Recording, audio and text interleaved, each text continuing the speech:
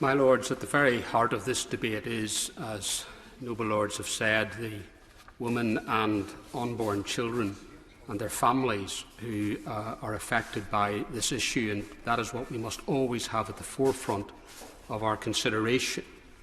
And I have to say I found what the noble Lord Chinkman said very powerful and moving. As the father of a child born with severe disability myself, I understand entirely what he says, and having spoken and been very friendly with many, many families with children with disabilities, how richly rewarding they have found their family lives, and how powerful they speak to the value of every life, every life.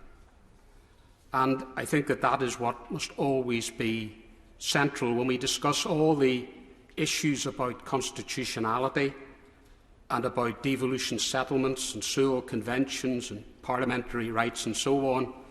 What we, on this side of the argument, simply ask for is that all lives matter, and consultation after consultation in Northern Ireland, and this is a devolved matter, has shown that the people of Northern Ireland have responded by saying that they value both lives and that they do not want the sweeping laws that have been introduced in Northern Ireland applied to them, certainly when no one has voted for that.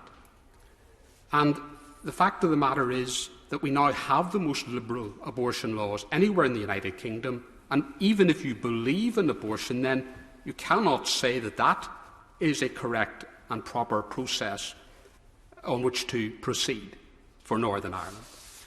The fact of the matter is, my Lords, that the Northern Ireland Assembly voted to reject these regulations on the 2nd of June 2020. So this isn't some theoretical matter which the Assembly hasn't considered. The Assembly did consider these matters, and because of the sweeping nature of the laws, rejected the regulations. The Secretary of State for Northern Ireland said at that time, and he's quoted in the BBC as saying that he was committed to the regulations nevertheless because they must comply with a UN convention. But as has been pointed out, there are no such convention obligations. Paragraph 7.7 of the explanatory memorandum says that paragraphs 85 and 86 of the CEDAW report, on which the legislation was based, we were told was the justification, are not binding and do not constitute international obligations. So we need to be very clear when we come to vote exactly what we're voting on, and keep those unborn children, all of them, in mind.